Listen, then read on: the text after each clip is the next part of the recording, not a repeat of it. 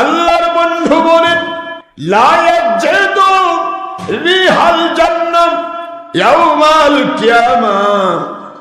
যে ব্যক্তি কোনো চুল দাড়িতে কলপ লাগালো, সাধারণ মানুষের ভুল হবে, আমি ধরবো না, কারণ তারা জানে না, বোঝে না। কিন্তু আমরা হাদিস জানি। আপনি অত্যন্ত সহজ হাদিসের কিতাব বাংলা ভাষায় বের হয়ে গেছে, রিয়াদুস সালেহিন। সমস্ত হাদিসের কোট গ্রন্থ, বুখারীর হাদিসও কোট করা হয়েছে, মুসলিমের হাদিস কোট করা হয়েছে, আপনার তিরমিজি, ইবনে মাজাহ, আবু দাউদ, নাসাঈর হাদিস কোট করা হয়েছে। কোটেশন গ্রন্থ রিয়াদুস সালেহিন ইমাম নববী লিখেছেন, বাংলা ভাষায় লিখে দেওয়া হয়েছে। এই কিতাবটাই তো খুললে পাবেন। হুজুর বলেন যে ব্যক্তি চুলদারিতে কলপ লাগায়, কালো করে, ওই ব্যক্তিটা কিয়ামতের দিন, যেদিন মুমিনেরা 500 বৎসরের দূরত্ব রাস্তা থেকে জান্নাতের সুঘ্রাণ পেয়ে তারা আনন্দিত হবে, কিয়ামতের সকল বিপদ তারা ভুলে যাবে। সুবহানাল্লাহ বলেন। মুমিন বিপদকে বিপদ মনে করবে না। কখন 50,000 বছর কেটে গেল মুমিন বুঝবেই না, বলবে এই মাত্র বোধহয় কিয়ামত হলো, এই মাত্র বোধহয় শেষ হয়ে জান্নাতে ঢুকে গেলাম।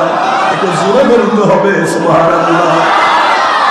মুমিন মুসলমান পুরো পরিপূর্ণ কিয়ামতের মাঠ, হাসরের ময়দান, 50,000 বৎসরের বিশাল ময়দান। কত যে কষ্টকর জীবন। যেই সূর্য তাপ দিচ্ছে আজকে 13 লক্ষ গুণ পৃথিবীর চেয়ে বড় সূর্য, এই সূর্যটা তাপ দিচ্ছে 9,30,00,000 মাইল দূর থেকে। ওই সূর্য অর্ধ মাইল দূরে চলে আসবে, একটা মুখ নয় বাবা, 12টা মুখে তাপ দেওয়া শুরু করবে। 50,000 বছর ধরে একটা মুহূর্ত সূর্য ডুববে না, একটা মুহূর্ত সূর্য ডুববে না। দিনটাই হলো 50,000 বৎসর। দিনটা 50,000 বছরের দিন। কি অবস্থা সেদিন একটিবার ভাবুন আমার বাবারা, ভাবুন আমার আম্মা জানেরা, কি হবে সেদিন।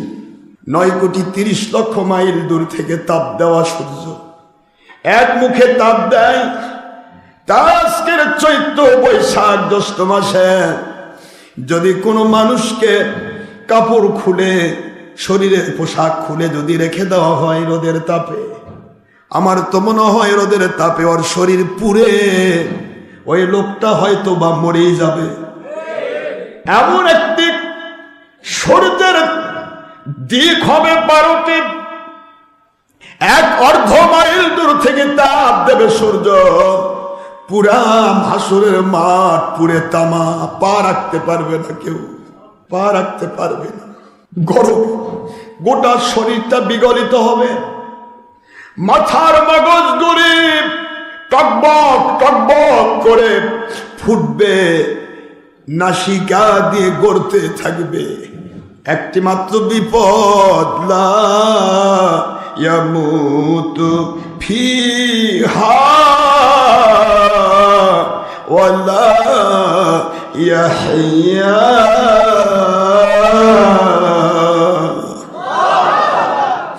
ওই দিন মানুষ মরণ কামনা করবে, মালিক মরণ দেন।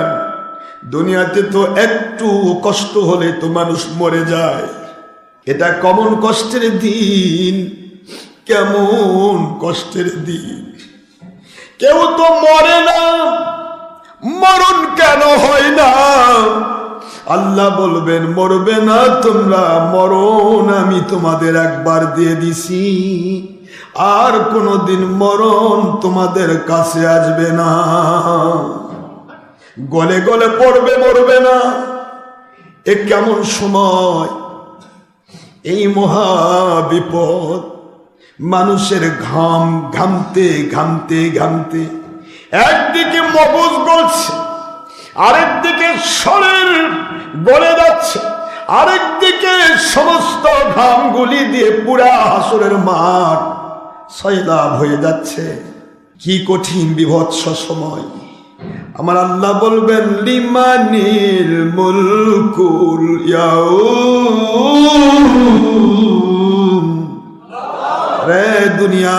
যাবতীয় জালিয়াতেরা। আজকের রাজত্ব কার? এই রাজত্ব পাওয়ার জন্য ফেরাউন জুলুম করতে গিয়ে ধ্বংস হলো। এই রাজত্ব কমপ্লিট রাখার জন্য 1700 বছর রাজত্বকারী নমরুদ সারা পৃথিবীর মধ্যে রাজত্ব কায়েম করতে গিয়ে ধ্বংস হয়ে গেল। এই রাজত্ব কায়েম করতে গিয়ে পৃথিবীর কত রাজা, কত রকমের বড় বড় জ্ঞানী গুণীরা তারা ধ্বংস হয়ে গেল। এই রাজত্বকে নিতে গিয়ে মৌলভী মুন্সি তোমরাও কোরআনের নামে তোমরা মানুষকে ভুল বুঝালে। কথা কর না কেন? কথা বললেই কয় যে নবী কি রাজনীতি করেনি? নবী রাজনীতি করেনি। নবী কি রাজনীতি করেনি? নবী কি জিহাদ করেনি? তা তুমি কার বিরুদ্ধে জিহাদ করতেছ? জিহাদটা কাকে বলে? জিহাদ তো হবে জালেমের বিরুদ্ধে মাজলুমের। তা তুমি তো নিজেই জালেম। কথা বলে তুমি তো নিজেই জালেম। তুমি কার সাথে যুদ্ধ করতেছ? তোমার সাথে তো যুদ্ধ করা ফরজ হয়েছে। যে ব্যক্তি কোরআন মিথ্যে বলে এর চেয়ে বড় জালেম আছে কি? বলেন আছে? মসজিদ আল্লাহর ঘর। ওয়ামান আযলামু মিম্মান মানাআ মাসাজিদাল্লাহি আইয়ুযকারা ফিহা ইসমুহু। আল্লাহ পাক রব্বুল আলামিন বলেন ওয়াসাফি খরাবিহা।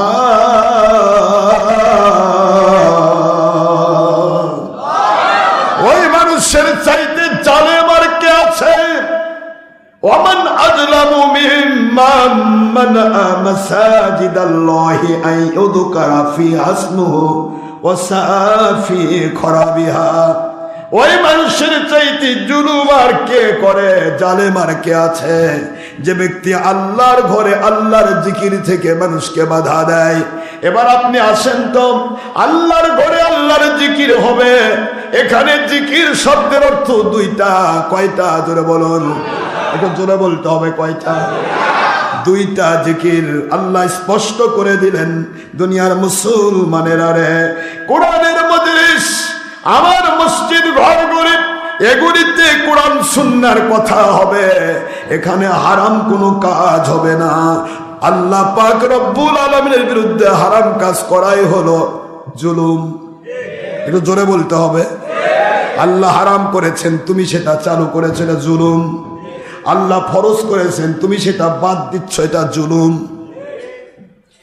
আল্লাহ পাক হারাম করলেন ছবি, হারাম করলেন ভিডিও, হারাম করলেন টিভি। সাধারণ মানুষের ভুল হচ্ছে গণতন্ত্র টিকাতে গিয়ে, দুনিয়ার মানুষের কাছে বাহবা পেতে গিয়ে একজন আরেকজনকে দেখাতে হয় এটা তার ব্যাপার, সে একদিন না একদিন ক্ষমা চাইবে, ভুলে ফিরে আসবে। কিন্তু তুমি কোরআন শরীফ, আল্লাহর কালাম দিয়ে, নবীজির সুন্নাহ দিয়ে, সহিহ বুখারী সহ 353টা হাদিসের কিতাব দিয়ে প্রমাণ হয়ে গেল কুল্লু মুসাওবিরুন ফিন্নার। ইচ্ছে করে ছবি ভিডিও টিভি যারা করবে তারা জাহান্নামে থাকবে। ততদিন জাহান্নামে থাকবে যতদিন যেই ব্যক্তির বানানো ছবি ভিডিওগুলোতে তারা জীবন দিতে না পারবে। এটাই যদি সহিহ বুখারীর ওহী গয়রে মাতলু হয়, স্বয়ং আল্লাহর দেওয়া ওহী, তাহলে তুমি মসজিদের মধ্যে মুন্সি কেমন করে তোমার ভিডিও করো? বলো মুন্সি, কি করে তুমি মসজিদে ভিডিও করো? কি করে মসজিদে তুমি ছবি করো? কি করে মসজিদে তুমি মহিলার মধ্যে প্রজেক্টর দাও? কি করে মসজিদে তুমি মহিলাকে জামাতে নামাজ পড়াও? আল্লাহর বন্ধু বললেন, আমার পিছে নামাজ পড়ার চাইতে এই কাবা ঘরে আমি আখেরি নবী, সকল নবী রাসূলের সরদার, এই নবীর পিছে নামাজ পড়ার চাইতে মহিলারা তোমরা যদি একা একা নামাজ পড়ে নাও, আমি আল্লাহর বন্ধুর পিছে নামাজ পড়ার চাইতে 25 গুণ সওয়াব তোমরা বেশি পাবে। এরপরেও মসজিদের মধ্যে ঈদের মাঠে তুমি কি করে মহিলাকে জামাতে নামাজ পড়াতে পারো? এগুলি কি জুলুম নয় আব্বাজান? বলেন না জুলুম নয়? কি কোন জুলুমটা আমি বাদ দিলাম? মসজিদে বসে খুতবা, খতিব খুতবাতে দাঁড়িয়ে বলছে পীর মানে ভণ্ড। এটা কি জুলুম নয়? কোরআন সামনে নিয়ে তাফসীর করতেছে মুন্সি। হায়রে 1.5 নম্বর মুন্সি, মালিক শুধুমাত্র দেখতেছে তুমি কি করছো। কোরআন সামনে নিয়ে বলতেছে পীর মানে ভণ্ড।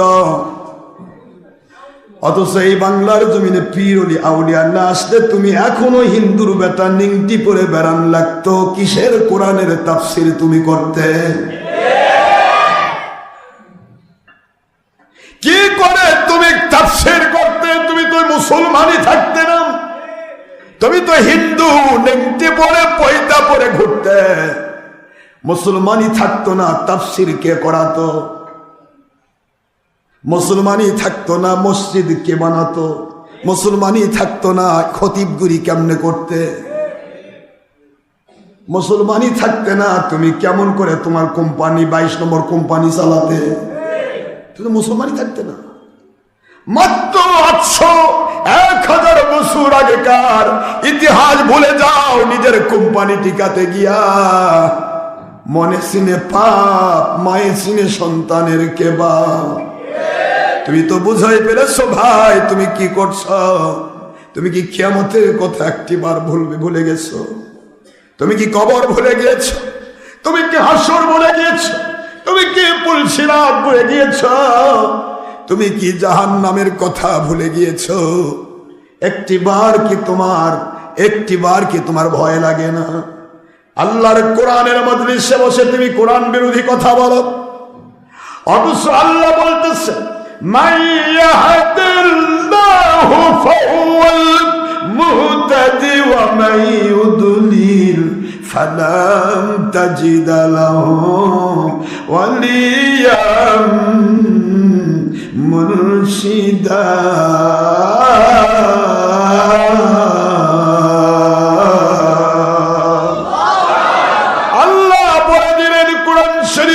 সূরাতুল কাহফ 17 নম্বর আয়াত শরীফ 18 নম্বর সূরা খুললেই তো পেয়ে যাবে। তুমি যে কোরআন তাফসীর করে বেড়াচ্ছ একমাত্র অপব্যাখ্যা করা ছাড়া তোমার ধরা খেতে হবে। ঠিক না? ঠিক বল।